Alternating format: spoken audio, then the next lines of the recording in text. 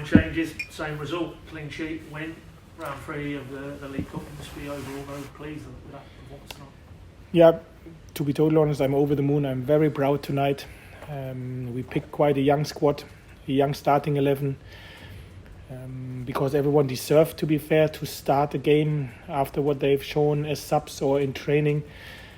And they've shown a very mature performance where they were very brave on the ball. They played in the right spaces, worked their socks off. So it was a great win.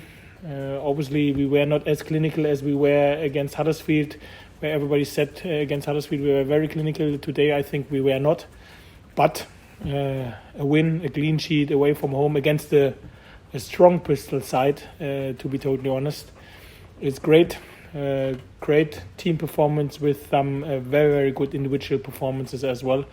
So everyone has shown how high the standard is, which they set to themselves and to them as a group as well. And this was just great to see.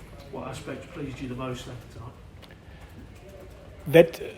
That we are competitive, whoever we pick, that everybody knows his job on the grass, whoever is starting and whoever comes on as a sub, and that they have a real togetherness and a real winning attitude created over the last month or weeks. And this is just great to see that this is as well the case when we pick quite young starting 11. Word on your goal scorer. Doesn't often score. I think he's got one before at senior level, but Shemi tonight, his performance in general, but that goal as well, just sum up his display tonight. Yeah, I think Shemi deserves all the credit after tonight's game, especially after the history he recently had with the injury. He worked so hard in the gym, in his rehab, to come back, and then he had a very, very good pre-season. Today he played as a winger because obviously we have some issues in the offensive position at the moment, and we wanted to rest Fassi and Johnny Rowe today. And he has done great, like he has done as a sub or in training as well. He has everything in terms of the speed and the power and the endurance. Physically, he is an unbelievable athlete. And we have to give him a clear structure, a clear plan, what to do in what kind of situation, in ball possession and without ball possession. This is our job. We are working with him on the fullback position as well, as you know. But today he had to help us as a winger, and he has done, as I said, individual, like nearly every player, a very good job today. Just on him, I mean, I think he'd say himself, he hasn't probably in his time at Norwich been able to maybe establish himself as a regular starter, but you see a lot of elements in his game that you feel you could bring, you and the coaches could bring out in him, and he could be a key player for you in the squad. Absolutely. So we were very honest to each other at the beginning of the pre-season. We said, okay, Shemi, come on. We don't know each other good enough. You come out of a very, very heavy injury time, and let's take the preseason, try to get you in the best possible shape, try to get you best used to our idea of football, and then we make a decision what's best for you. And obviously after 4 or 5 weeks of preseason, I said to him clearly, Jimmy, no chance for a loan or anything else. I like to work with you. I see so many things in your game which excites me. Let's give us a time. And he was obviously over the moon when I said this, because he loves Norwich City, this team as well. And he's calm enough, which is very important, and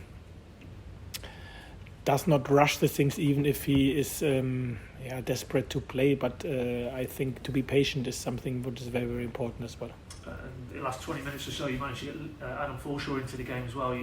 As you said to us after the game on Saturday, it will take a little bit of time to get him up to speed, but that's 20 minutes in the bank, isn't it? You can build on that now. Absolutely. So Forshaw, his first game in the Norwich City shirt, his first win, which was great. he for sure will get some minutes in the under-21 in the next weeks as well, because you have to see this as his first week of preseason. After he had no team training for 10 to 12 weeks, I think. We will give him time. We will give him minutes in games with us if possible, but with the under-21 as well, that he is in 3-4 weeks' time ready to be really competitive for us for the squad as well.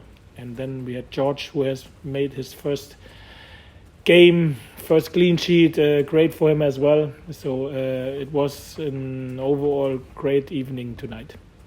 Just one more player I wanted to talk about. Liam Gibbs played him a bit more of an advanced role tonight, hit the bar and post there just after half time. There was another couple of opportunities when he led the breakout. Did you like what you saw from him in that area of the pitch, and that he could be an effective asset for you in that area of the pitch? To be fair, I think Liam was top. His individual performance, apart from not scoring, was absolute top. I'm looking really forward to the numbers which he produced. I think how he pressed, how aggressive he was just great. He ran his socks off and made very intelligent run and was a threat for the goal as well. So I think he for sure had a very good evening today. Sorry, Dave. Yeah, just want to ask you a couple away from the game. Obviously, Josh Sargent. We know the situation there with why he wasn't available tonight. But what's the latest? What can you tell? We are still not having a clear picture, but what is sure, it's a serious injury, so we speak more about months than weeks. We have to make a further assessment with him. He sees a further consultant. I think we have a clear picture at the end of the week to know how many months and if he needs a surgery, but it's a serious injury, what we expected. Just to clarify, it's ankle ligaments, basically. Exactly, yeah. You said, well, when I asked you straight after the game Saturday, and you didn't obviously know the extent maybe of the injury at that time, but in terms of would you need to go back into the market, you felt you had the options inside the building. Now you know it could be a longer term issue. Has that altered your thinking between now and Friday?